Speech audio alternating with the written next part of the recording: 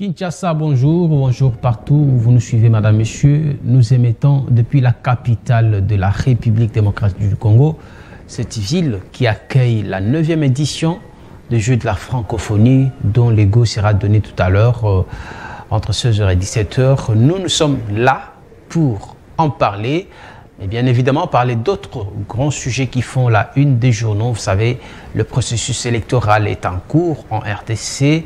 La diplomatie nous oblige également d'en parler. Nous sommes au rendez-vous comme tous les jours à partir de 11h. Nous débutons un tout petit peu en retard à cause de cette nouvelle configuration. Il faut signaler que beaucoup de voix sont restreintes et soit réservées uniquement aux délégations qui sont ici sur place dans le cadre de la 9e édition des Jeux de la francophonie. Ces plateaux, comme vous le savez, il a toujours été diversifié parce que c'est cette diversité qui fait la beauté du débat, la beauté du duel.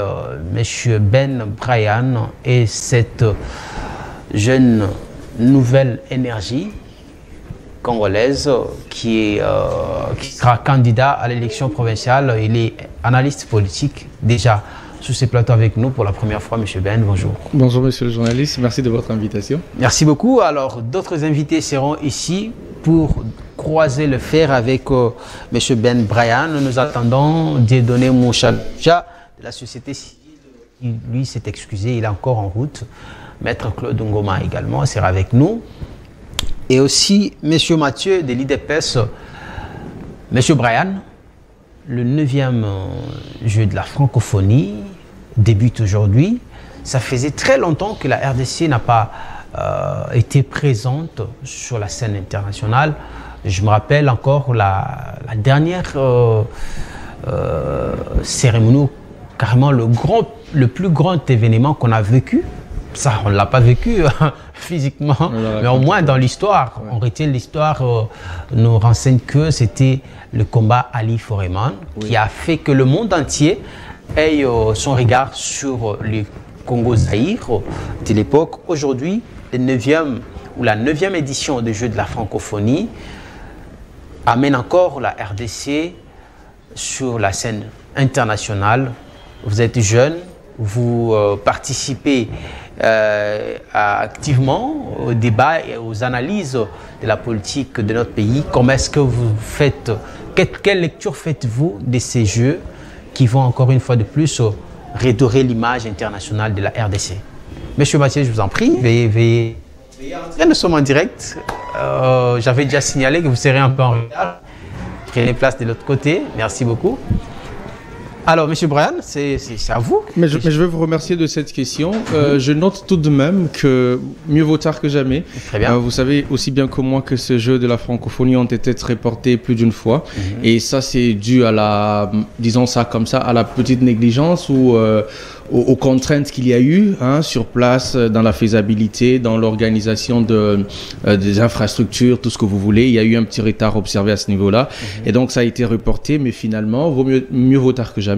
Les Jeux se tiennent finalement à Kinshasa. Nous avons vu que lorsqu'il y a de la volonté, on peut mieux faire. Ouais. Et vu qu'il y avait de la volonté cette fois-ci, avec un engagement quasi personnel du président de la République, chef de l'État, on a vu effectivement que on a fait dans un mois, plus qu'on en a fait dans 10.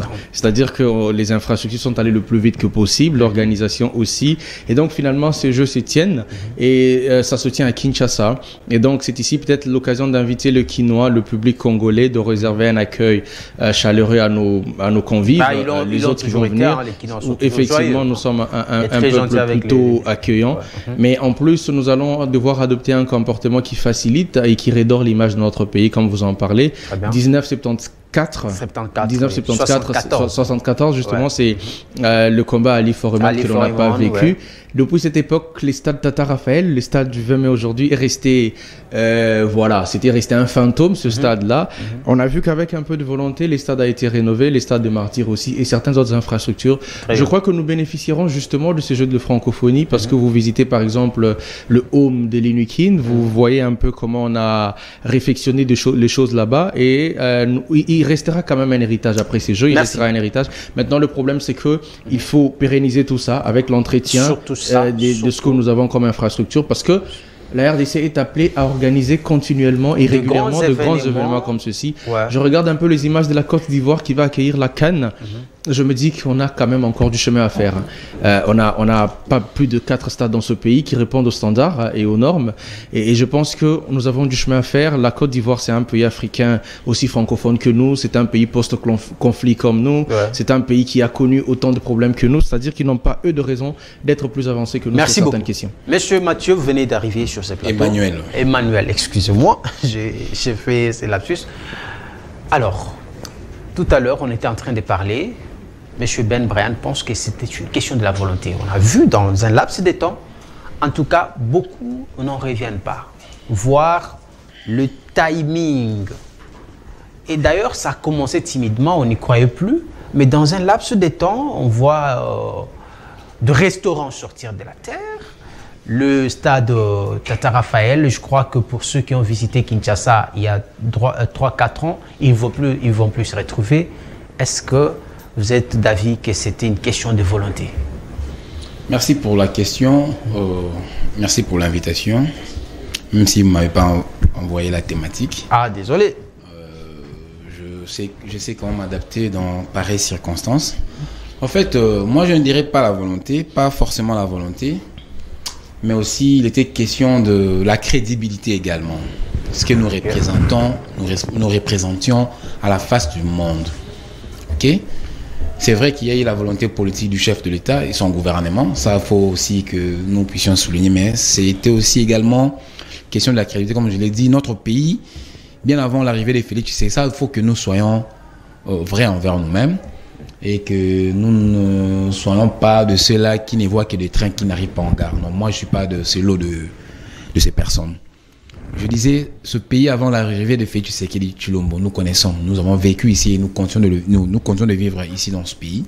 Avant la venue du président Félix, le pays était fiché, était catalogué comme sur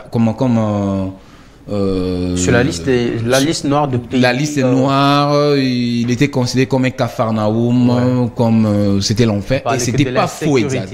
Ce n'était pas faux. Violation. Ce n'était pas faux. C'était pas faux. Mais Félix Tshisekedi a fait voir la face du monde que l'image que vous avez de mon pays n'est pas celle-là. La RDC, elle est vivable. Dans peu de temps qu'il a passé à la tête du pays, il a redoré l'image du pays. Ça, c'est intéressant. Ça, c'est sans conteste. Quand même à saluer. Ça, c'est sans conteste. Le peu de temps que le chef de l'État a fait, si nous avons vu dans ce pays, moi, selon l'histoire, j'ai interrogé l'histoire parce que je suis né au début des années 80. J'avais appris que le pape Jean-Paul II avait foulé ses pieds ici dans le sol congolais en 1980 et 82. 82, oui, pour la dernière fois. En tout cas, je suis né au début, début, entre 80 et 82. Très bien. Donc, à l'époque, je n'avais pas vu le pape Jean-Paul II étant catholique en même temps. Mais aujourd'hui, nous avons vu pendant le pouvoir, pendant la période que dirige Félix Tshisekedi Tshilombo, nous avons vu le pape François dans notre pays. Bah ça, on le reconnaît. Non, en fait, je suis en train de faire, je suis en train de faire quelques ramifications qui vont soutenir mes propos. Très bien. Et votre réflexion. Voilà, ma réflexion. Donc, on ne peut pas faire déplacer tout un pape dans un pays où règne l'insécurité. On ne peut pas. Ou dans un pays qui serait catalogué tiers-monde, l'enfer, on ne peut pas. Dès lors que le pape accepte de mettre ses pieds en RDC, ça veut dire que la RDC, elle est fréquentable.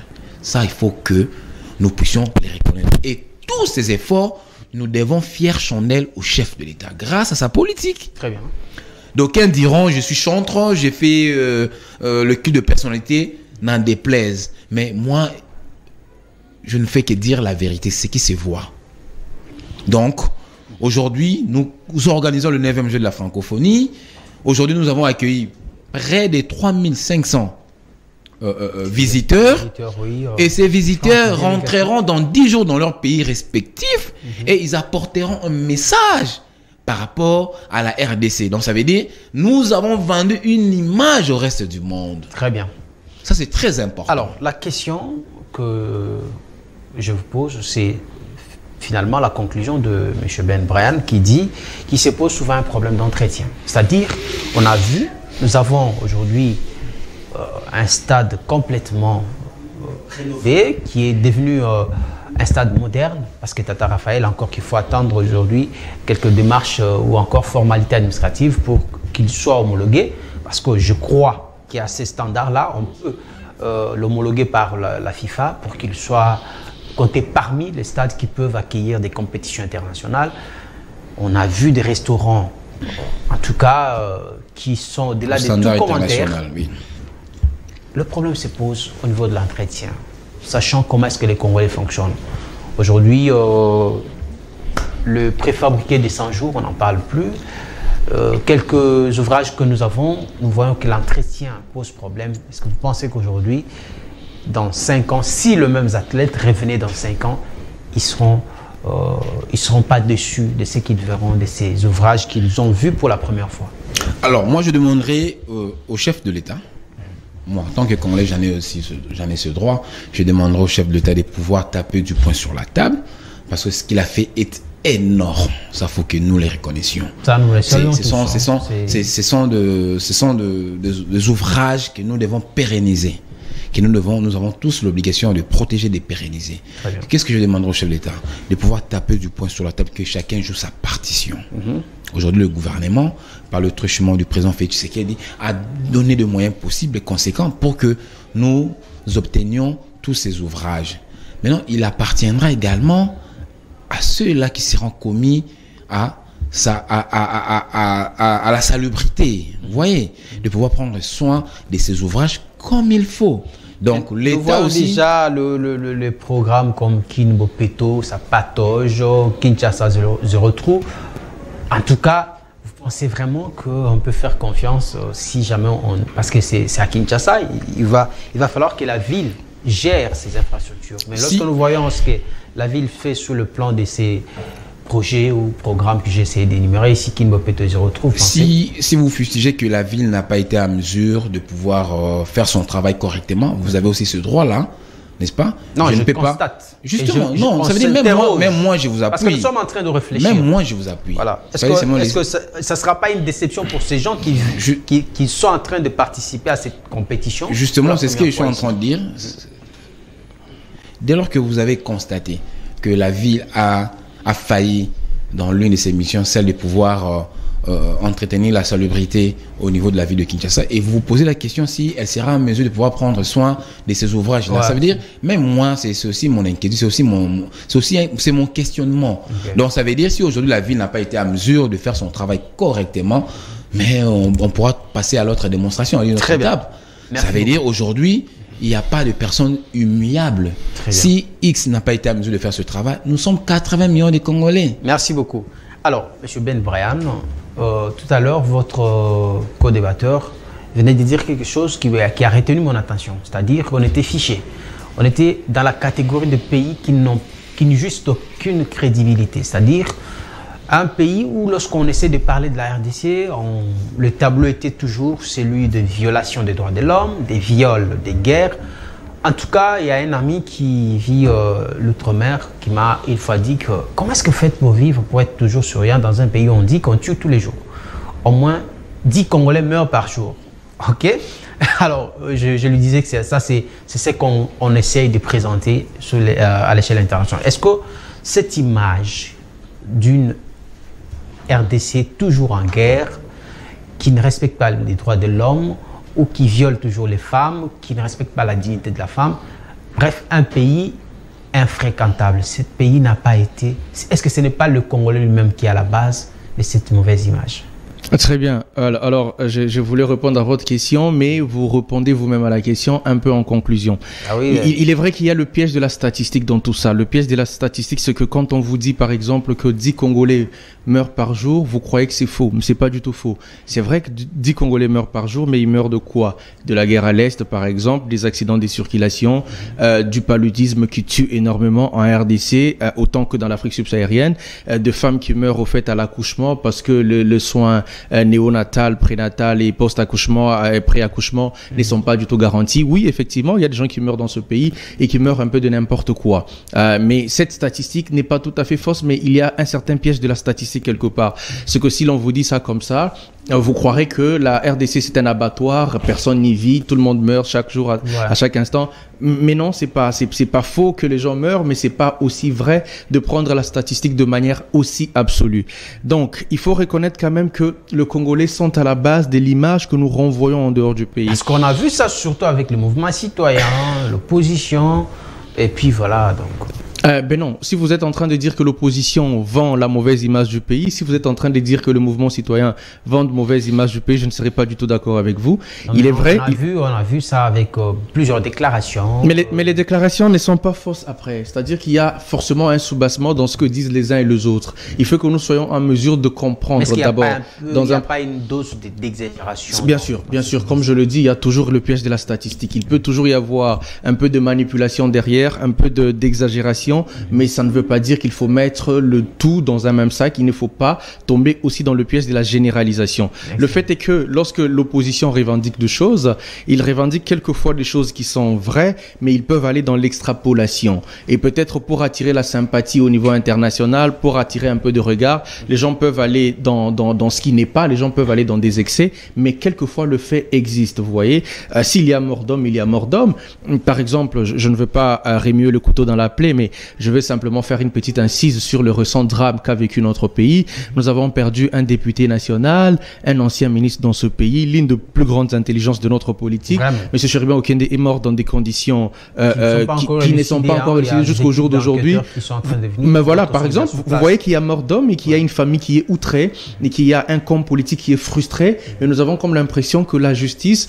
Je suis d'accord que la justice a son rythme, que la justice marche au rythme des enquêtes et tout ce que vous voulez, mais quand il y a mort d'homme dans ces conditions-là, il y a lieu d'accélérer les choses pour mettre tout le monde à l'aise, pour qu'il n'y ait pas au fait des gens qui pensent que tel est derrière ce meurtre et ainsi de suite. Attendez, et donc, parce que là, vous venez d'évoquer un cas très très récent et très délicat aussi, qui consiste, parce qu'on doit faire de la lumière sur cette question.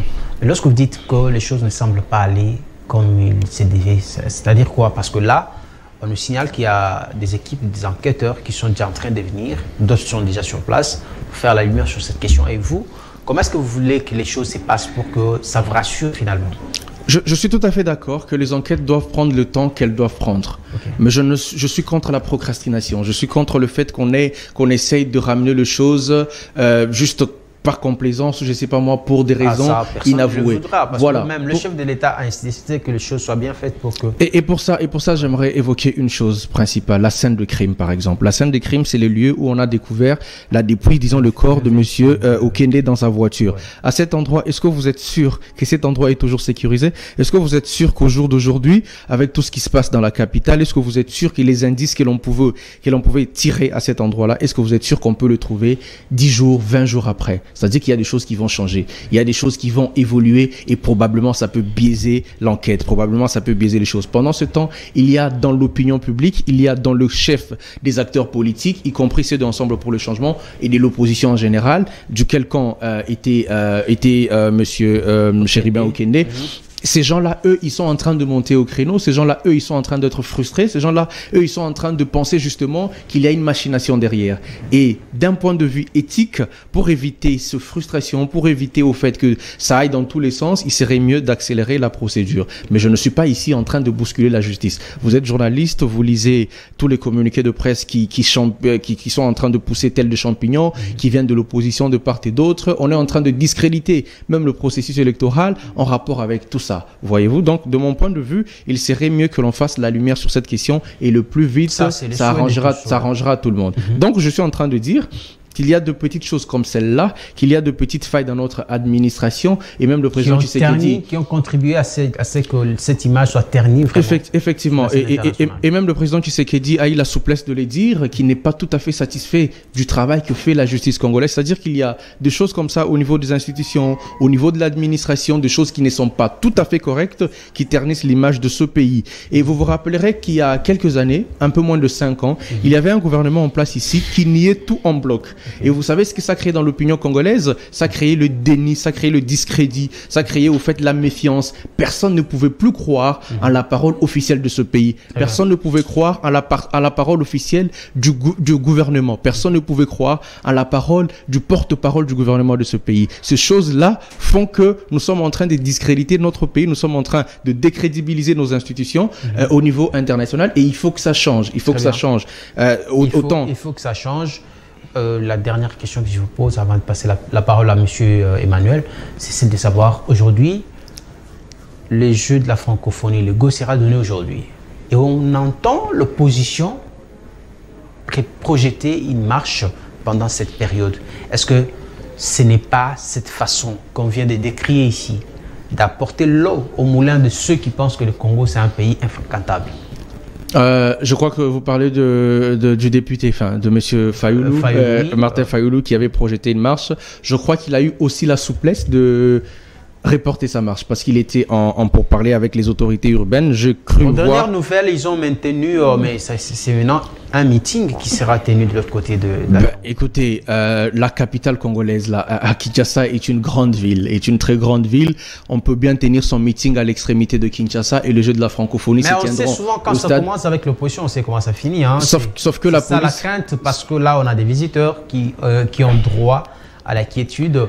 Et vous savez, je ne serais jamais d'accord que l'on essaye d'étouffer certaines voix au profit d'un événement qui va peut-être passer. Ce que je vais dire par là, c'est que on peut tenir les Jeux de la francophonie au stade des Martyrs, au stade Tata Raphaël. Ça n'empêche pas que les opposants congolais ou que les Congolais eux-mêmes puissent tenir des activités politiques dans leur pays, autant que cela est une garantie de la loi. Et donc, de ce point de vue-là, M. Fayoulou, s'il tient à organiser son meeting, il le fera, mais je fais confiance à la police congolaise. Merci. Et la police saura encadrer le manifestant s'il y a manifestation. Merci beaucoup, Maître Claude Ngoma. Veuillez entrer. Vous êtes en retard. On comprend que la vue est tout petit peu chamboulée, surtout du côté du centre-ville où il y a des activités en rapport avec ce grand événement, la 9e édition.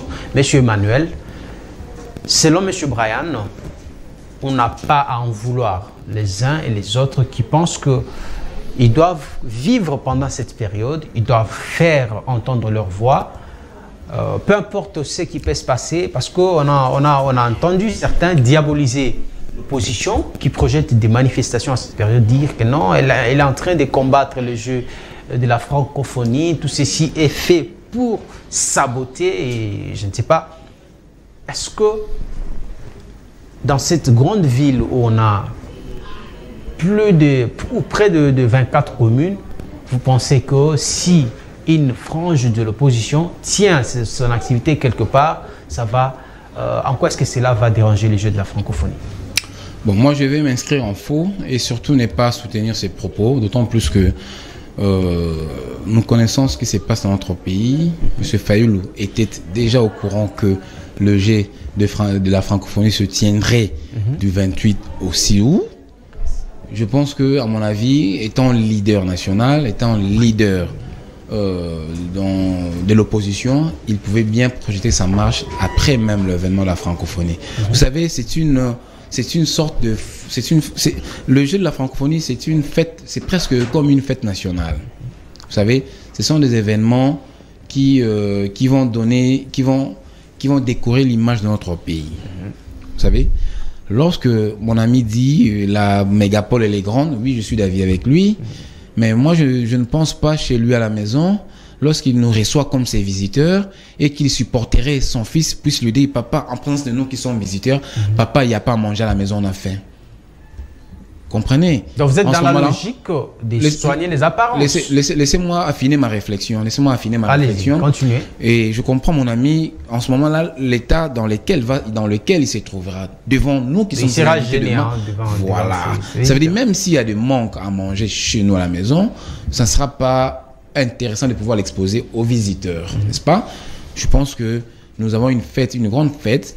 Nous avons reçu plus de 3000, je dis bien, j'insiste, plus de 3000 visiteurs. Près de 3500 oui, visiteurs, c'est énorme. Ouais. Je pense à M. Faye. Je pense que M. Faye, il doit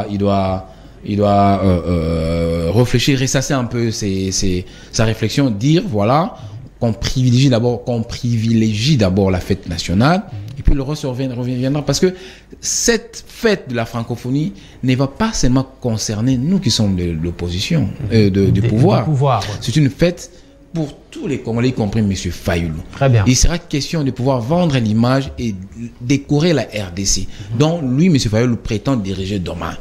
Donc, c'est aussi dans son intérêt. C'est aussi dans son intérêt. Très bien. Comment expliquer? Il aspire à devenir président si par la magie de l'histoire ou de l'événement, il s'est fait élire en 2023, à la fin de l'année. C'est lui qui sera le président en 2024. Et quelle image il vendrait aujourd'hui pour que demain, lui soit dirigeant de ce pays dont il a terminé l'image précédemment? Vous voyez? Donc moi, je pense que ça ne tient pas lieu. Ici, nous sommes Congolais. Jetons d'abord tous les égos surdimensionnés. Très bien. Jetons d'abord toutes nos Kazakhs à part. Nous allons rentrer juste après le 6. Maître Claude Ngoma, vous êtes cadre de Nouvel Élan, d'Adolphe Mouzito, qui était il y a quelques mois allié à Martin Fayoulou dans la structure ou la plateforme électorale qui a porté la candidature de Fayoulou en 2018. Aujourd'hui, vous n'êtes plus ensemble, c'est vrai, mais vous restez opposants avant tout. Monsieur Emmanuel en face de vous, cadre de l'UPES, pense qu'au nom de l'image que nous devons présenter à nos convives, nous devons taire d'abord nos divergences. Ce n'est pas le moment d'organiser des marches, de faire des déclarations, de faire des meetings. Est-ce que c'est un avis que vous partagez aussi? Non, je vais réagir en désamour avec mon frère Emmanuel Chibombe. Et surtout que pour moi, ma position n'a pas changé. Je reste constant dans ma position. Les Jeux Olympiques, c'est une fête de la francophonie. Ce sont les 55 pays réunis. Je m'excuse. Les 55 pays qui composent cette communauté francophone, pour promouvoir la langue française. Et donc, moi, je ne soutiens pas ces Jeux Olympiques. D'autant plus que nous sommes tous dans une même famille francophone et que mon pays est agressé par le Rwanda et que c'est la France qui joue un grand rôle pour déstabiliser l'Est de notre pays via le Rwanda. Et c'est la même France qui nous donne les moyens pour organiser ces Jeux Olympiques. Et donc nous faisons aujourd'hui la promotion de cette langue française. Nous faisons la promotion de la culture française en lieu et place de pouvoir. Le gouvernement devait en place mettre une stratégie capable de pouvoir obliger la France à rectifier ses tirs. J'ai demandé au gouvernement, j'avais déposé un memo au niveau de la primature pour que nous puissions suspendre notre participation à cette communauté dite francophone.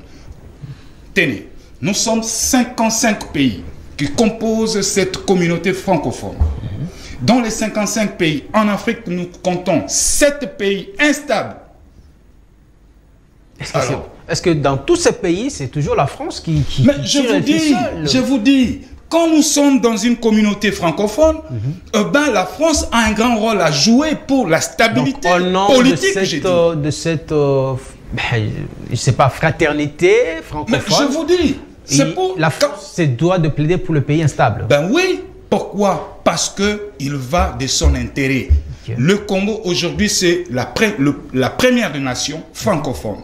Nous sommes à plus de 120 millions d'habitants et la langue française est parlée à plus de 120 millions d'habitants. Aujourd'hui vers 2050, on sera 700 millions à parler cette langue. Très bien. Voyez-vous? Et qu'aujourd'hui, en ce net moment, le Congo, mon pays, la RDC, est compté le premier pays francophone. Et de cette place, la France a tout intérêt. La question relative à l'insécurité dans la partie dans la partie orientale de notre pays, la France devait s'impliquer. Mais je vois très mal comment notre gouvernement, qui a qualifié cette agression rwandaise d'une agression, cette instabilité d'une agression rwandaise via le M23, mais soutenue par la France. Notez, je vais vous rappeler, la France a conclu des accords militaires avec le Rwanda. Le Rwanda, chaque année, gagne plus de 20 millions de dollars pour l'armée. Il y a des appuis logistiques posons-nous la question. La France, quels sont les accords militaires que le Congo, mon pays, entretiennent avec la France? Étant donné que tous nous sommes dans cette même communauté francophone. Et donc ici, moi, je réitère encore ma position, je ne soutiens pas ces jets de la francophonie, voilà. D'autant plus que nous faisons la promotion de la culture française en lieu et place de promouvoir nos propres valeurs. Et je demande ici et j'interpelle le gouvernement de pouvoir mettre en place une diplomatie capable de pouvoir donner à la RDC son indépendance, sa souveraineté vraie. Mais voilà la question. Parce que là, c'est une domination française et moi, je ne peux jamais une domination française, ces jeux. C'est votre avis. Mais voilà la question que je vous pose. Vous pensez vraiment qu'ici, aujourd'hui, on boycotte ou carrément, on se retire de la francophonie comme vous venez de le dire, que vous aviez adressé une correspondance à la primature pour montrer votre position, votre mécontentement face à l'attitude de la France qui serait complice, selon vos propres propos, qui serait complice de cette agression dont nous sommes victimes du pays voisin qui est le Rwanda. Vous pensez que si aujourd'hui on boycotte les Jeux de la francophonie ou on se retire de l'organisation, ceci va résoudre nos problèmes? Je crois fortement que ça va résoudre le problème parce qu'il y aura un rapport de force qui sera mis en place et la France va reculer. Très bien. Merci beaucoup. Monsieur Ben Brian, votre co-débatteur à votre gauche vient de donner son avis qui est clair et indépendant. Il pense pour lui que si longtemps que le Rwanda continuera à déstabiliser notre pays et que c'est Rwanda même qui est parrainé ou porté par la France, parce qu'on se demande jusqu'à aujourd'hui comment est-ce que Louise Mushikiwabo, si c'est Mushikiwabo ou Mushikiwabo, qui est secrétaire général de la francophonie, alors que son pays est anglophone. On se demande comment est-ce que cela est-il arrivé ou est-il possible. Là, Maître Claude pense que nous devons carrément quitter parce que c'est une sorte d'humiliation lorsque nous contribuons ou nous participons à ces activités de cette organisation qui est en réalité en train de coopérer ou de coaliser avec nos agresseurs. Alors, je vous dirais que mon co-débatteur à ma gauche, que je salue, avec beaucoup d'engagement, il a donné son opinion, son point de vue, et je le respecte. Je respecte son opinion et son point de vue, mais je ne suis pas tout à fait d'accord. Je veux dire que je ne suis pas d'accord sur toute la ligne, parce que je pense deux choses. Déjà, l'une de ce qu'il a dit, il est intolérable. Pour moi, de mon point de vue, il est inacceptable aujourd'hui que Mme Mushikiwabo puisse être secrétaire de l'OIF, l'Organisation internationale de la francophonie. Pourquoi je ne suis pas d'accord? Parce que nous sommes dans une organisation et cette organisation a le devoir des solidarités. Le devoir des solidarités fait que si un pays comme le nôtre, qui est le plus grand pays francophone en termes de locuteurs, en termes des usagers de la langue française, si nous sommes agressés par un pays voisin, le Rwanda, avec de preuves à l'appui, l'OIF devrait être solidaire avec un pays comme la République démocratique du Congo. Et de ce point de vue, on aurait dû au moins écouter la voix de la RDC qui a demandé au dernier sommet, qui a demandé à ce que Mme Mushikiwabo ne puisse plus occuper ce poste qu'elle occupe aujourd'hui. Alors, la diplomatie rwandaise, avec les dessous de cartes que nous connaissons tous très bien, parce qu'il y a de parrains tels que la Grande-Bretagne, l'Angleterre, vous savez, comme les Occidentaux, enfin les Américains qui sont de grands parrains de Kagame et son régime sanguinaire, ce sont ces personnes qui soutiennent un peu aussi de manière indirecte le régime rwandais de Kagame et qui font que pour certaines raisons qui nous sont encore peut-être pas assez claires, ils arrivent à imposer Mme Mushikiwabo au poste qu'elle occupe aujourd'hui. Maintenant, est-ce que se retirer de la francophonie serait la solution idéale? De mon point de vue, c'est l'une des solutions, mais je trouve qu'elle est un peu moins efficace. Rendez-vous bien compte qu'au dernier sommet de la francophonie, je crois que c'était en Égypte, le premier ministre de notre pays a refusé de prendre part à la photo officielle parce qu'il voulait dénoncer la présence de Paul Kagame. Mais dans le fait, je me suis bien posé la question, qu'est-ce que ça a pu apporter comme résultat après? Je pense qu'il y a des actions. Je pense qu'il y a des actions que nous devons poser, peut-être pour la forme, mais il y a de vraies actions qui doivent être posées pour obtenir des résultats efficients et efficaces. Quelles sont, selon vous, ces actions que nous pouvons poser qui seraient d'une efficacité à impacter jusqu'au point de faire changer le rapport de force? Faire changer le rapport de force, de mon point de vue, c'est d'abord de s'ouvrir au multilatéralisme.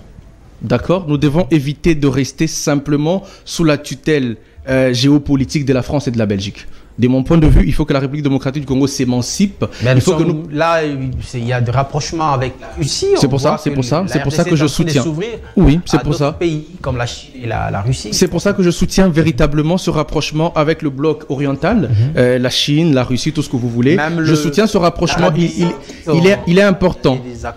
Il est important ce rapprochement parce que justement, ça va rééquilibrer les rapports de force. Nous sommes un pays avec des minéraux stratégiques. Nous sommes un pays géostratégiquement positionné. Nous sommes un pays que tout le monde veut au fait courtiser, que tout le monde courtise, que tout le monde veut avoir comme partenaire. Alors, il faut que nous arrivions d'abord à consolider l'unité au niveau de notre propre pays, que nous arrivions à consolider nos institutions, que nous soyons une nation forte. Et de ce point de vue, après ça, nous imposerons un respect à nos collaborateurs, à nos partenaires internationaux. Merci, Monsieur Ben.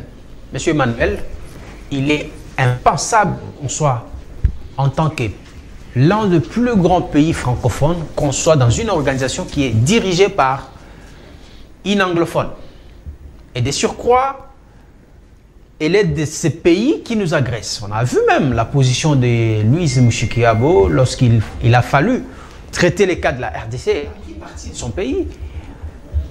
Alors, aujourd'hui, participer, selon vos co-débatteurs, participer, bien que M. Ben a un peu nuancé à la fin, participer à ces jeux serait une humiliation. Pourquoi est-ce que vous pensez qu'on doit rester là? Parce que tout simplement, la RDC se doit de vendre son image à l'international. Vous savez, l'objectif en soi de la francophonie, c'est lequel? C'est promouvoir la langue française. Les Français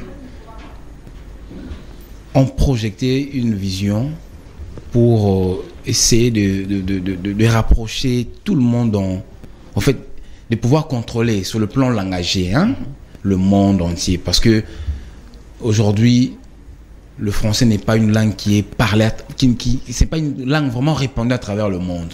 Vous savez, c'était ça l'objectif des Français. Qu'est-ce qu'ils ont voulu? Ils ont voulu même s'incruster dans le pays qui ne sont pas concernés dans leur langue. Aujourd'hui, je vous informe. C'est une stratégie pour imposer son pouvoir. Je vous donne un exemple qui va vous donner une grande partie de la réponse de votre question. Parmi les délégations qui sont ici, qui vont participer au jeu de la francophonie, nous avons la délégation équato-guinéenne. Et là-bas, c'est un pays lusophone. C'est le portugais qui est parlé là-bas, je sais. Oui, c'est un pays... lusophone, c'est ça? Oui, lusophone, oui. Qui n'ont rien à voir avec le français. Mais est-ce que ce n'est pas une organisation faite excusez, une anecdote. J'ai eu difficile, j'étais encore conseiller quelque part. J'ai effectué une mission de service en Guinée équatoriale avec mon chef. J'ai rencontré des amis, mais la langue m'a tué. Je ne savais pas m'exprimer en portugais. Moi, avec mon français, avec mon petit anglais. Tout ce que vous présentez comme élément ici, permettez que j'ajoute cette question. Est-ce que ce n'est pas une façon... Est-ce que nous ne sommes pas en train d'être menés en bateau? On nous a amené dans quelque chose qui en réalité sert à des intérêts individuels. Non, mais c'est connu. Ce sont tous les Français qui l'ont créé. Mais pourquoi il restait Claude tout à l'heure a dit nous sommes que ça ne sert pas à nos intérêts. Claude a dit tout à l'heure nous sommes le plus grand pays francophone. Ouais. Non, je pense que c'est un lapsus. Il voulait plutôt dire que nous sommes le plus grand pays francophone. Ouais. Le plus grand pays, oui. Ouais, c'est ça. Hein, Claude, c'est peut-être la langue française. Mais c'est voilà. Il fallait quand même ajouter, c'est très important. Très lorsque vous vous limitez comme ça, les gens se feront des idées et croiront que vous avez fait une analyse biaisée. Ouais. Non, ça veut dire que si les Français, lorsqu'ils ont créé l'Organisation internationale de la francophonie, c'est pour cet objectif-là. Ils ont besoin de rapprocher tout le monde. Vous verrez même, j'ai même vu, à moins que je me trompe, il faut que je fasse vraiment l'usage du contenu pour que je confirme si ça n'est le cas ou pas. J'ai même vu un pays sud-américain. En tout cas, oui. Je dois encore me renseigner. Donc vous verrez que, comment? Paraguay. C'est le Paraguay. Voilà. Vous voyez, au Paraguay, on parle portugais. Il y a deux pays, Paraguay et Jamaïque. Donc là, on parle... c'est finalement du méli-mélo. Là, au Jamaïque, on parle portugais. Au Paraguay, même. Ce n'est pas du méli-mélo. Non, mais finalement, moi, je me demande... Non, écoutez... Ça nous sert à quoi? Non. Écoutez, je vous dis, ce n'est pas du méli-mélo. Je vais atterrir à répondre à votre question par rapport au choix de Louis Mushikiwabo. Je vais atterrir par là. Allez. Ce n'est pas du méli-mélo. En fait, les Français ont réussi ils ont réussi bon, coup, oui, mais leur programme, ils ont réussi à le matérialiser. Donc, pour le français, l'objectif était vraiment de promouvoir la culture française, la langue, surtout leur langue. Donc, il faut s'incruster dans tous ces pays-là. Paraguay, un pays lusophone, mais ils veulent incruster le français. Ils veulent inculquer ce peuple-là la culture française. C'est ça l'objectif. Alors, si le Paraguay, la Guinée équatoriale prennent part au jeu de la francophonie, et pourquoi vous allez suppléter pour la présence de Louise Mouchike? Je ne défends pas Louise Mouchike. Sur ce point, je suis congolais. Moi, je ne défends pas. En fait, le Rwanda a joué son jeu. Le Rwanda a mené sa politique dans sa manière pour enfin faire hisser un de leurs au poste à la tête de l'OIF, de l'Organisation internationale de la francophonie. Okay. Ce n'est pas du méli-mélou. Donc, c'était ça l'objectif. Donc, il ne faut pas vous étonner de voir un pays anglophone qui dirige la francophonie. Très bien. Vous avez très bien présenté les choses et je suis d'accord avec vous. Ici, vous l'avez bien épinglé. La France a mis en place cette organisation au nom de ses intérêts d'abord personnels. En tant mais parce que nous parlons français, leur langue. Voilà. On voit qu'ils se sont imposés même dans des États où il n'y a pas de français comme langue nationale ou langue de travail. Ils sont en train de nous mélanger avec des francophones, des anglophones, des lusophones et tous les autres, excusez-moi. Maintenant, nous savons que sur le plan diplomatique, en relations internationales, ce qui importe ou ce qui attire les États, ce sont les intérêts. Je veux bien, nous sommes le plus grand pays francophone. Qu'est-ce que la RDC en tant qu'État, au regard de sa position, au regard de sa démographie, de sa population, qui est en train aujourd'hui de bien parler cette langue française, qu'est-ce que nous gagnons dans cette organisation? Non, mais écoutez, je vous ai dit ici, nous sommes le plus grand pays francophone au monde, dans le monde entier, c'est la RDC. Dès lors, en Afrique, nous sommes le tout premier pays, dès lors qu'il y a une initiative de ce genre-là, promouvoir la culture française, promouvoir la langue française, c'est aussi vendre, j'ai dit ici mutatis mutandis, c'est aussi vendre l'image de la RDC en tant qu'un des pays francophones dans le monde. Imaginez, c'est tout ce pays francophone qui se réunissent, qui vont aller discuter des questions sur le plan culturel. C'est ce que j'aimerais comprendre. Est-ce que nous avons un poids pour influencer les choses? Je ne sais pas de quel poids vous parlez. Laissez-moi les décisions. Pourquoi vous voulez que nous puissions influencer ici? Parce que vous avez là, il n'y a pas question d'influencer. Sur le plan démographique, vous l'avez bien signalé, nous sommes le plus grand pays. Ça n'a rien à voir avec ce que vous croyez que nous allons influencer. Non. Là, l'objectif n'est pas d'influencer quoi que ce soit. Donc, nous n'avons pas de raison de rester dedans. Non, cher ami, ne faisons pas d'amalgame. Ne faisons pas du coq à l'âne. Je dis ceci. L'OIF n'a pas comme objectif de pouvoir influencer quoi que ce soit. Non. J'aimerais que nous nous mettions d'accord sur ce point. Il ne sera pas question d'influencer, je ne sais pas moi qui, quoi, je ne sais pas. Là, il est question de promouvoir la langue française, de la culture sur le plan, dans toute sa splendeur. Donc, promouvoir, c'est ça, comme je vous ai dit, surtout la culture française. Merci. Parce que nous sommes un des pays francophones. Merci. Nous devons être là, on ne peut pas être à l'écart de tout, on ne peut pas être à côté de tous ces pays francophones qui se réunissent. Merci beaucoup. Maître Claude Ngoma, Monsieur Emmanuel pense que participer à ce genre d'activités ou d'événements apporte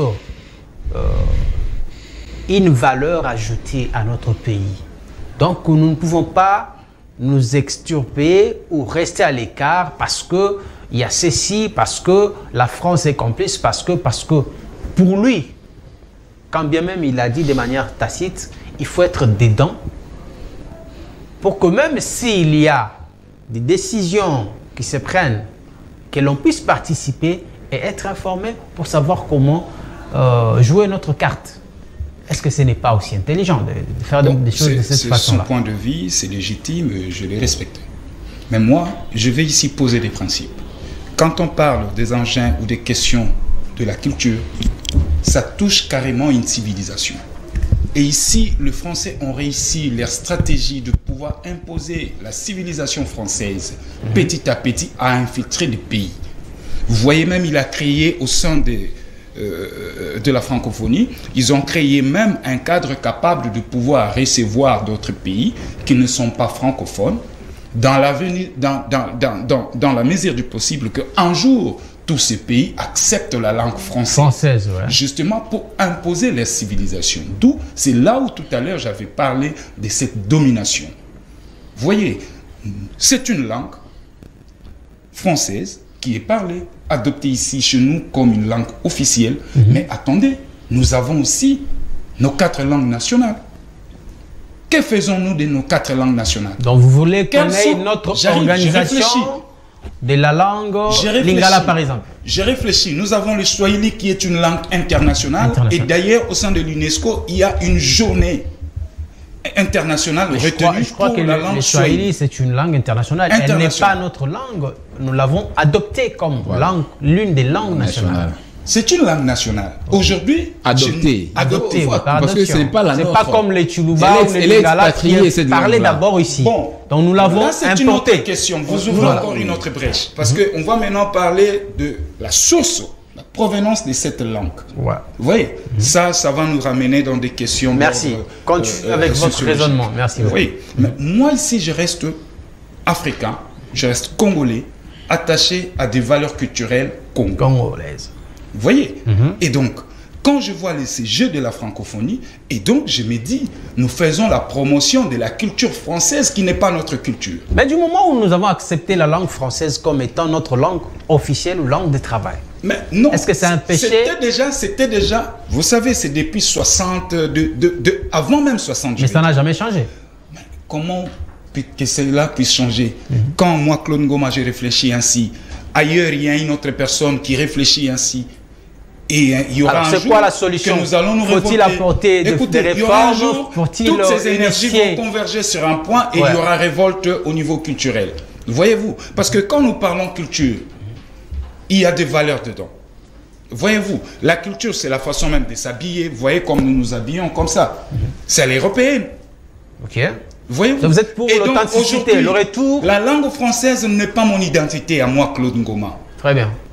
Ce n'est pas mon identité. Et ici, moi, je parle de l'identité qui doit nous définir. Mais ne la parle pas, alors. Africaine. Ne la parle pas. Non, j'arrive. Pourquoi vous apprenez à vos enfants le français? Non, alors, en lieu place de les apprendre le lingala, les swahili, les tchoulouba. Je réfléchis parce que je l'ai dit. Si bien que je parle cette langue. Mais cette langue, ce n'est pas mon identité à moi, Ngoma. Ce n'est pas mon identité. Alors, c'est quoi la solution? Voyez-vous? Mais quand un Français parle le français, c'est son identité parce que il est né dans ça.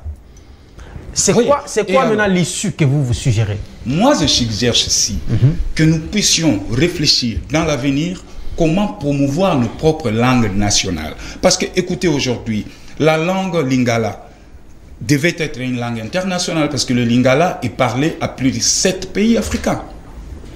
Donc, nous devons déjà commencer à penser comment créer notre organisation internationale des lingala. Il faut créer des conditions. Commencer d'abord... Des lingalaphonies. Je vous dis. Ok. Vous savez, la culture, c'est aussi la souveraineté. Aujourd'hui, le Congo est un pays souverain.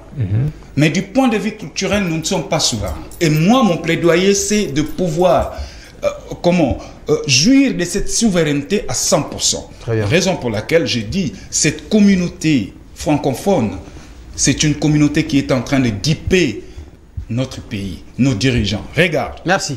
Je chute par là. Terminé. On a parlé ici de Louise Mushikiwabo. Vous savez, pour que le Congo puisse basculer à ses désordres depuis 1994, c'est la France qui était au premier rôle, avec l'opération turquoise. Ça a remonté. Il y a eu génocide. Pas plus tard, il y a 10 ans passés. La France a été citée. Kagame avait imposé un rapport de force avec la France. Et pour taire ce bruit, la France s'est décidée de pouvoir récompenser plutôt le Rwanda. Et qu'est-ce qu'il faut faire? Un pays anglophone, mais on monte des élections électroniques, des élections mécaniques, justement pour porter Madame Louise Mushikiabo à la tête de cette communauté francophone. Merci, et vous savez, lors de sa deuxième réélection, vous savez qu'il y a eu crise. Il y a la candidate canadienne. C'est désisté, il y avait crise. Mais la France était imposée. Mais qu'est-ce qui manque? Il était du Québec. À nous, qui sommes plus de 120 millions d'habitants à parler la langue française, mais dans ces comités, nous ne sommes pas représentés. Merci beaucoup. Ça pose un problème. Monsieur Brian. C'est une interpellation que je fais à nos dirigeants à l'endroit du gouvernement. Monsieur Brian, vous avez suivi les deux co-débatteurs qui sont là. Monsieur Emmanuel, pour lui, nous devons y rester et chercher comment nous imposer. OK? Pour participer à tout ce qui s'est dit, tout ce qui s'est mijote. Maître Claude, lui, est radical. Il est resté droit dans ses bottes. Il pense que cette histoire, c'est une arnaque. D'autant plus que même, on pouvait encore accepter que ces pays qui ne sont pas francophones, ils participent, ils prennent part tout simplement. Comme des membres d'honneur, membres, je ne sais, sympathisants ou comment. Mais là, on a une anglophone qui chapeaute. Pour lui, il faut carrément faire retour à l'authenticité et commencer à promouvoir peut-être le lingala. Non, mais je vais quand même dire que je suis d'accord avec beaucoup de choses sur ce qu'a dit Maître tout à l'heure. Je suis quand même d'accord avec le fait que quand vous allez dans un pays comme l'Afrique du Sud, par exemple, ils n'ont pas pour langue officielle seulement l'anglais. Okay. Il y a le Xhosa, il y a l'Afrikaans, il y a autant de langues officielles. Je ne vois pas pourquoi la RDC ne doit avoir que comme langue officielle le français. C'est pour ça que je vous dis qu'il faut s'ouvrir au multilatéralisme. Donc c'est une occasion aujourd'hui de commencer à repenser. Pour moi, il faut repenser. Culture. Pour moi, il faut repenser la culture. Il faut repenser, comme Maître disait tantôt, la culture c'est beaucoup de choses. Ouais. Il faut repenser toutes ces choses. Et moi, je ne serai pas gêné. Et d'ailleurs, je plaide pour que toutes nos 4 langues nationales soient arrimées au français et que l'on commence à apprendre à nos enfants à l'école en langue nationale aussi. Mais comment... Que l'on explique à nos enfants que Sokozu Moko Bakisina Mokom Susu et Salimi Balé. Que l'on le dise en lingala, que nous le dise en chiluba, qu'on nous le dise en swahili. Et petite incise. Le swahili n'est pas une langue que nous avons importée ou que nous avons adoptée. Elle est venue avec les juifs. Non, pas que. Les arabes. Pas que. Il y a le swahili qui est porté par nos tribus depuis, quand vous prenez toute la corne vers le sud, le Katanga, Zambie, Zimbabwe et même le Kenya à côté, ce sont des pays qui, eux, parlaient déjà un swahili, ce qu'on appellera swahili bora. Parce que c'est ce que ça veut dire le bora en langue. Après, on a adapté la langue avec quelques mots en anglais. Un peu, on a arrimé tout ça, on a arrangé tout ça. Bon, c'est pour ça la question. C'est pour ça que beaucoup de mots en swahili sont des consonances anglophones. Ouais. Donc après, c'est une langue que l'on peut porter comme langue officielle, que l'on peut arrimer au français. Moi, ça ne me posera aucun problème. Vous avez dit quelque chose d'important, qu'on associe nos langues nationales à la langue française pour en faire des langues officielles. Tout à fait. Maintenant, la question qui me taraude l'esprit pendant qu'ils étaient en train de développer ces raisonnements, c'est qu'aujourd'hui, les Congolais a été, excusez-moi le terme, rabaissé au niveau de ne plus apprécier ce qui est fait par l'autre. Moi, j'imagine ce que beaucoup feraient aujourd'hui ou diront aujourd'hui lorsqu'ils vont apprendre, par exemple, qu'on a opté pour que les Swahili soient notre deuxième langue officielle. Ah, Swahili, et comme ce voyez un peu. Dans ces cas, commençons par les Kikongo alors. Comprenez. Comme ça, on n'aura pas beaucoup à redire. Même si c'est les Kikongo. Maintenant, je me demande, c'est à vous que je pose cette question parce que c'est vous qui avez développé ces raisonnements. Comment est-ce que vous comptez mettre tout le monde d'accord pour obtenir l'unanimité, pour que cela se fasse bien? Parce que sinon, s'il n'y a pas l'adhésion de tous, croyez-moi, ça ne va pas aboutir. On sait comment est-ce que les Congolais sont par moment. Très bien. Mon cher frère, le plus grand outil de propagande qui ait existé dans le monde, c'est les médias. Qu'il s'agisse de la presse écrite, qu'il s'agisse de la télévision, de la radio, je ne vous parlerai pas de l'histoire de Mille Collines. Et donc, s'il faut prêcher, je ne sais pas moi, une philosophie, on peut utiliser le média. C'est par le média que l'on fait la propagande, la campagne électorale et tout ce que vous voulez. Vous pensez que dans le village où les gens n'ont pas accès facile aux médias, mais ce n'est pas le seul moyen. Où les gens sont attachés à leur gourou, sont vraiment redevables moralement et spirituellement à leur chef. On sait qu'ils vont, si les journalistes, encore des surcroît aujourd'hui, la plupart tiennent des émissions en français ou lingala. À la limite, c'est un peu Kikongo pour les autres. Vous pensez que celui qui est au village va croire à ce que le journaliste dit du moment où son chef lui dit que Betu Kaka Kikongo. Il y a beaucoup de chaînes communautaires, ne vous en faites pas. Il y a beaucoup de radios communautaires dans tout le coin. C'est-à-dire que déjà, je vous dis que le média, ce n'est qu'un moyen, ce n'est pas le seul moyen. Et donc, on trouvera aussi deux moyens de descendre dans tout le coin pour expliquer aux gens pourquoi il faut que l'on arrime nos langues à la langue française et pourquoi pas d'autres langues étrangères. Moi, si on en arrive à avoir 10 langues officielles dans ce pays, ça ne me posera aucun problème. Nous avons un exemple juste à côté en Afrique du Sud et ce n'est pas le seul pays. J'aimerais quand même revenir sur cette histoire de Mushikiwabo pour dire que les pays, la francophonie en tout, c'est 88 pays. 54 pays membres, 7 pays membres d'honneur et 27 pays membres invités. Ensemble, ça fait 88 pays. Et donc, il y a certains postes qui sont réservés uniquement aux pays francophones. Parmi lesquels... Les images de la francophonie. Parmi lequel poste le plus... beaucoup de sites qui sont aménagés pour la circonstance. Très bien. Parmi lequel poste qu'ils ont réservé aux pays francophones, parmi lequel le secrétariat. Et donc, le secrétaire de l'OIF doit forcément être membre d'un pays francophone. Le petit problème ici, c'est que là, on ne va pas oublier que le Rwanda, parce que le Rwanda était francophone il n'y a pas longtemps aussi. Ils ont migré vers l'anglais avec la venue de M. Kagame qui a fait de ce pays finalement un pays anglophone. Et donc de ce point de vue-là, pour une certaine complaisance, vous savez, le Rwanda a fait du génocide rwandais de 1993-94. Ils ont fait de ces génocides, au fait, un moyen de pression. C'est devenu, au fait, un chantage qu'ils font à toutes ces nations qui y ont participé d'une manière ou d'une autre. Et la France, vous savez, la responsabilité de la France. Rappelez-vous la dernière visite de M. François Hollande. Dernière nouvelle, cette responsabilité a été boutiquée. Hein. La France n'a jamais été responsable de ce que le Rwanda veut nous faire croire aujourd'hui. Mais c'est ce que je suis en train de dire, justement. Ils en font finalement un fonds de commerce, ils en font un chantage. Et donc, rappelez-vous, la dernière visite de M. François Hollande, alors président de la France, lorsqu'il se rend à Kigali, M. Kagame n'hésite pas au fait de lui tirer à boulet rouge avec cette question de la responsabilité de la France et il dira l'histoire est têtue comme pour dire que la France a des responsabilités. Donc, il y a une machination autour de ça, c'est pour ça que Mushikiwabo est porté. Mais je voulais finir peut-être en disant quelque chose.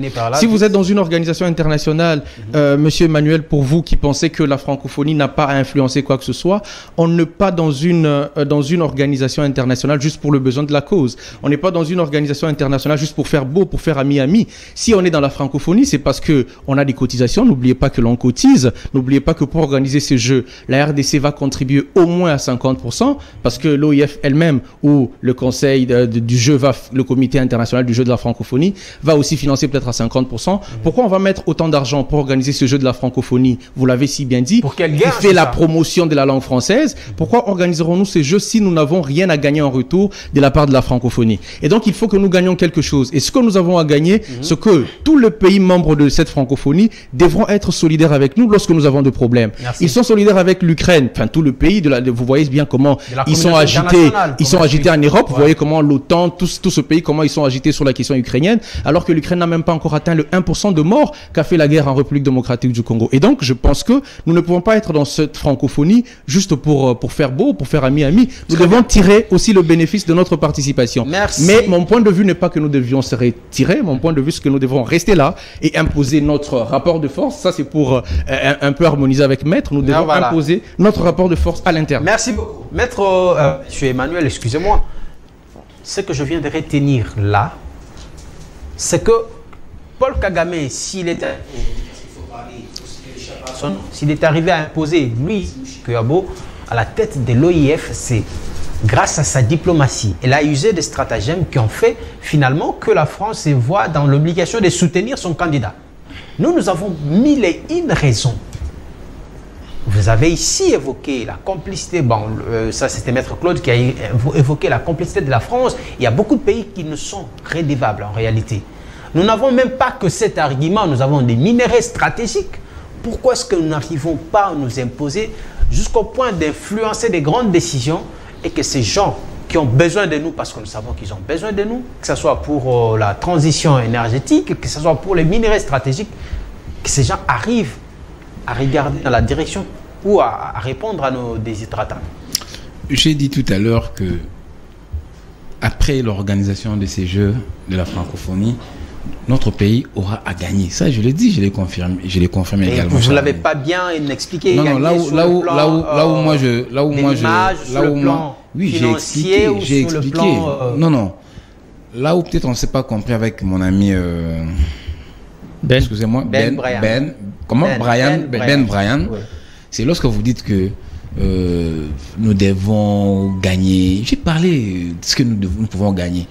Mais moi, ce que je n'ai pas voulu est que vous puissiez incruster dans la tête ou dans les têtes des Congolais que on doit forcément influencer. C'est par là où nous ne sommes pas bien compris.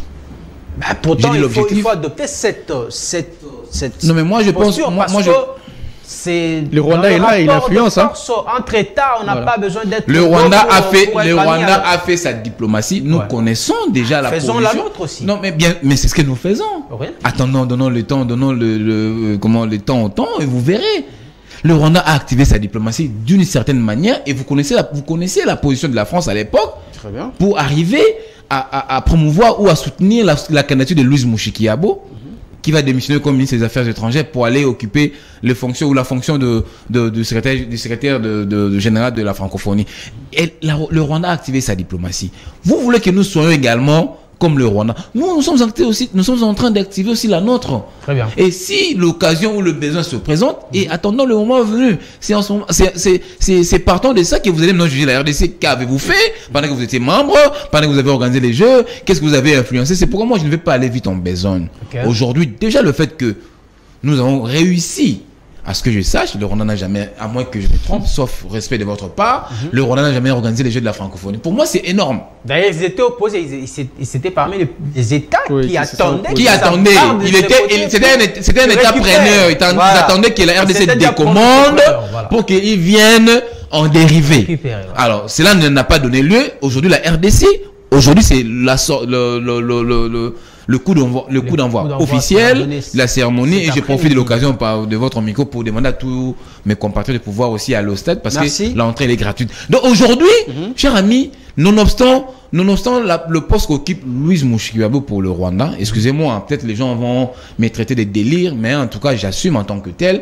Moi, je pense que organiser les Jeux de la francophonie vaut mieux être secrétaire général de la francophonie. Merci beaucoup. Donc, ça, c'est mon avis et j'ai des arguments à avancer. C'est déjà quelque chose. Je pense que la RDC a gagné face au Rwanda. Voilà. Alors, nous allons changer de débat, mais nous restons toujours sur le plan international. Le récent déplacement du président congolais Denis Sassou Nguesso au Rwanda a vraiment suscité l'indignation des Congolais.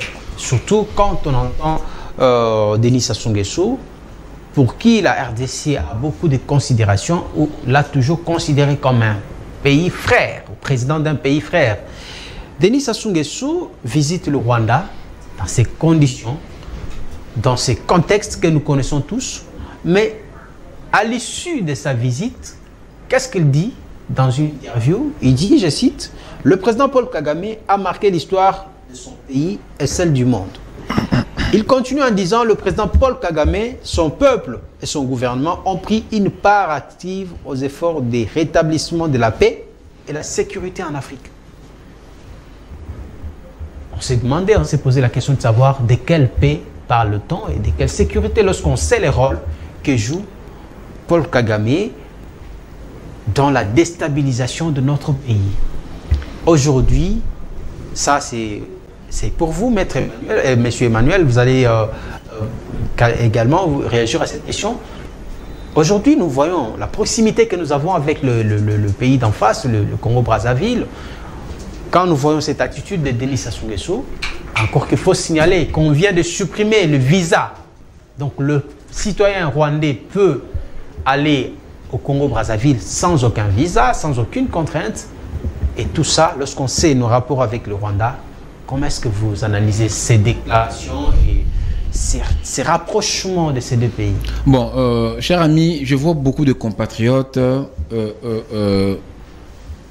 intervenir de tous bords, dans tous les sens, je comprends, et moi également je les soutiens. Chacun est libre de mettre son point de vue.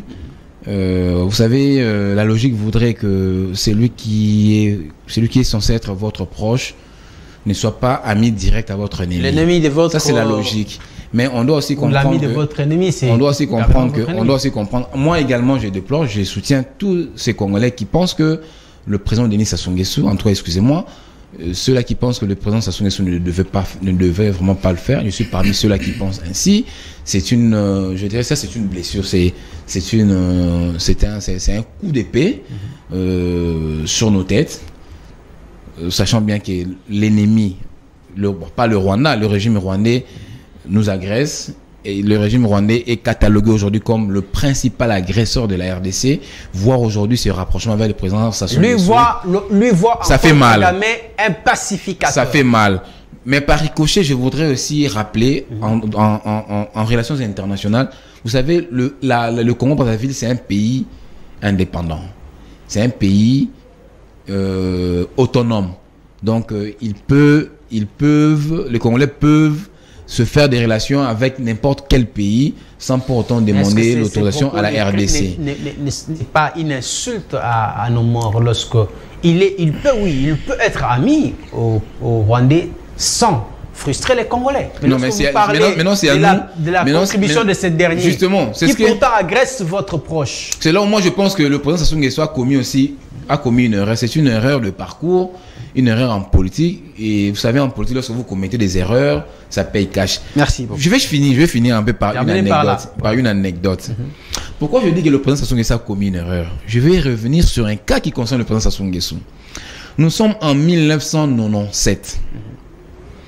Il y a eu guerre entre le président Pascal Lissouba et Sassou Nguesso. Écoutez-moi bien, c'est une anecdote. Je pense que mes amis congolais qui me suivent, qu'on est d'en face, ont tout intérêt de bien suivre cette anecdote. Parce que je le fais un peu plus partout où je passe. Je pense que ici également, c'est une chaîne qui est suivie. Je dois aussi, la faire. Les Congolais de Brazzaville, nos frères nous suivent. Nous sommes en 1900. Ce sont nos frères. Nous sommes astreints de vivre avec eux jusqu'à la fin du monde. Pourtant, ils nous insultent tout le temps. On a vu sur les réseaux. Nous sommes un peuple pacifique et surtout démocrate et surtout un peuple accueillant. Nous sommes un réceptacle accueillant. Nous ne sommes pas comme le reste du monde. Nous savons respecter le droit de chacun d'entre nous à travers le monde. Nous sommes en 1997. Il y a eu guerre entre le président Pascal Lissouba et Sassou Nguesso. À l'époque, j'étais encore aux humanités. Mais parce que j'aime lire, j'ai interrogé l'histoire et j'ai recueilli quelques éléments qui sont très importants que nos amis d'en face suivent. Qu'est-ce qui s'est passé? Le président Sassou Nguesso, à l'époque, avec sa milice Cobra, tout consort, n'avait pas vraiment une force vraiment qui pouvait titiller le président Sassou Nguesso et Pascal Lissouba. Parce que c'est lui qui est en la victoire de Sassou Nguesso était également l'œuvre de l'armée angolaise. À 80% l'armée angolaise. Vous êtes journaliste, interrogez l'histoire. Wow, on sait très bien. Oui. Vous savez comment cela est intervenu? Le président Pascal Lissouba, pendant la fête nationale au Congo-Brazzaville, je ne sais pas c'est en quelle de nous, chez nous c'est le 30 juin, je ne sais pas eux c'est en quelle date. C'est toujours en tout cas. C'était à une certaine époque, lors de la fête nationale à Brazzaville, il invite comme quelqu'un d'honneur comment il s'appelle, Savimbi, Jonas Savimbi. Or, Jonas Savimbi, qui était un belligérant, qui titillait le pouvoir du président Eduardo Santos. Donc nous devons aussi... Écoute maintenant, c'est très important, cher ami. Alors, pour les Angolais, ça n'avait pas vraiment sa place. Et le président Eduardo Santos, paix à son âme, avait mal digéré. C'est lui qui considérait comme un frère Pascal Lissouba, puisse inviter Jonas Savimbi comme invité d'honneur. Passez-moi la redondance. Voilà. Et le président Eduardo Santos n'avait pas apprécié. Qu'est-ce qu'il a fait? C'est le président Eduardo Santos qui a donné de béquilles au président Sassou Nguesso d'aller combattre et chasser, mettre hors d'état de nuire le président Pascal Lissouba. Alors, cette anecdote vaut son pesant d'or. Très bien. Mes chers Congolais, c'est un exemple récent que je donne de votre pays. Vous connaissez pourquoi le président Pascal Lissouba est parti. Voilà. Alors, ce qui vient de se passer entre le président Kagame et le président Sassou Nguesso, ça nous a blessés. Ouais, ça nous a vraiment blessés et je ne suggère rien. Je vais juste donner cette anecdote. Je pense que ceux qui ont des gros yeux, ceux qui ont l'œil un peu attentif, ils comprendront pourquoi j'ai fait cette anecdote-là. Merci beaucoup, monsieur. Voilà, c'est très important. Maître Claude Ngoma, en tout cas, les commentaires vont dans tous les sens. Surtout quand vous allez sur les réseaux sociaux. Les colibés, c'est vraiment... en tout cas, Brazzaville, Kinshasa, ça ne s'accorde plus. comment est-ce que vous avez analysé surtout les propos du président congolais Denis Sassou Nguesso, Bon, qui là, pense que Paul Kagame est un pacificateur, un panafricaniste? là, ça touche la politique internationale. Et c'est à chaque pays de pouvoir définir sa politique internationale. Voyez-vous? Et quand les deux pays se rapprochent, moi je ne vois pas comment nous allons condamner Sassou Nguesso. Je ne vois pas. Mais est-ce qu'ils ne peuvent pas se rapprocher sans insulter les autres? Je ne vois pas. Ça, c'est l'œuvre de l'opposition. Il n'a pas. Est-ce qu'ils ne peuvent pas? Je vais vous dire. Peut-être ça va déranger des sensibilités. Kagame, c'est un leader. C'est un leader. Ça, personne n'a dit le contraire. Voilà. Étant leader, Kagame a réussi à remettre le petit Rwanda dans l'orbite internationale. À quel prix? J'arrive. Je vois là la capacité managériale, une très bonne diplomatie adaptée, mise en place et définie par Kagame. Voyez-vous, je vais vous dire, mon cher ami, l'Angola, 18 ans de guerre. Une fois la guerre était terminée, l'Angola a réussi à s'organiser. Le Rwanda, 10 ans après ce génocide, ils se sont organisés. Les Congo, mon pays, plus de 20 ans d'instabilité, nous n'arrivons pas à nous organiser. Notre problème, c'est l'homme congolais. J'interpelle l'élite congolaise. Merci. Nous devons prendre conscience de notre pays et surtout conscience de l'action politique poursuivie. Merci beaucoup. Non, Merci je chute. Chutez par là, très vite, parce que nous sommes pratiquement à la fin. Nous devons prendre conscience de notre action politique poursuivie. Nous ne pouvions pas chaque fois commencer à pleurnicher. C'est de l'irresponsabilité. Et le propos qu'a tenu M. Denis Sassou Nguesso, à mon humble avis, je ne pense pas que c'est une erreur diplomatique. Non.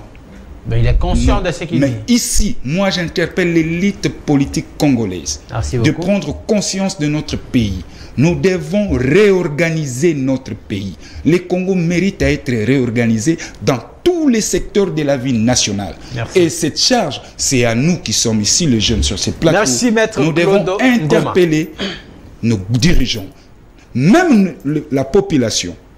Nous avons ce rôle de pouvoir les outiller, afin que nous puissions remonter cette pente qui dure depuis 20 ans. Merci beaucoup. J'ai dit.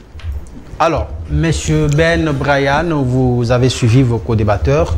Le propos de Sassou Nguesso pour Maître Claude, c'est sa responsabilité. Il est libre de dire ce qu'il veut, il est libre de tisser de relations avec qui il veut. Même s'il a insulté les Congolais, ce n'est pas un problème. C'est son droit le plus légitime. Comment est-ce que vous avez analysé ces rapprochements ou cette rencontre entre les deux? Très bien. Ce rapprochement est un fait normal entre deux pays qui n'ont pas de conflit direct. Ça, c'est un fait. Ce rapprochement relève de la politique internationale de chaque pays. Ça, c'est un fait. Mais ce rapprochement relève aussi de la géopolitique et de la géostratégique, maître. Maître, si vous regardez l'histoire du monde, vous voyez que la Russie a envahi l'Ukraine parce que les ennemis de la Russie se rapprochaient de l'Ukraine. Et les ennemis de la Russie voulaient établir leur base militaire aux portes de la Russie. Et c'est ainsi que la Russie a anticipé et elle a commencé cette guerre contre l'Ukraine. Maître, la Chine interdit formellement aux États-Unis d'entrer à Taïwan. Parce que Taïwan, c'est la porte vers la Chine. Ici, le Congo-Brazzaville, la capitale, les deux capitales les plus proches au monde, Brazzaville est la porte d'entrée sur Kinshasa. Tous les Rwandais peuvent venir désormais comme ils veulent. Juste parce que j'ai pas beaucoup de temps. Des terres sur, voilà, juste parce que je me rends compte que j'ai pas beaucoup de temps, je vais faire une analyse très brève et très rapide. Tous les analystes politiques, tous les analystes géopolitiques vous diront que les guerres, les multiples guerres que nous avons eues à l'est de la RDC ont eu du mal à arriver jusqu'au bout. Tel Laurent Désiré Kabila arrivé jusqu'à Kinshasa, ils ont eu du mal à cause de la distance entre le bout de l'Est jusqu'à la capitale Kinshasa qui se trouve à l'Ouest. C'est-à-dire que les guerres, elles peuvent commencer, elles vont se limiter à Goma au pire de cas. Et s'ils veulent avancer, plus ça va s'arrêter à Kisangani et ça ne va jamais évoluer. Si la capitale congolaise était proche de ce coin de Kivu, chaque jour, le Rwandais imposerait un président dans ce pays. Puisqu'ils ont du mal à traverser la RDC de son bord, son bord est jusqu'à l'ouest, ils sont en train de nous contourner. Brazzaville a cédé 11 000, je crois que j'ai les 11 000 hectares de terre. Ils l'ont cédé au Rwanda pour, entre guillemets, un projet agricole. Mettre, c'est un danger à nos portes. Brazzaville, lorsque Brazzaville est enrhumé, c'est Kinshasa qui éternue. Vraiment. Ça vous rappellera. Merci beaucoup. Ce que j'essaie de vous dire, que nous devons imposer. Nous devons poser cette question.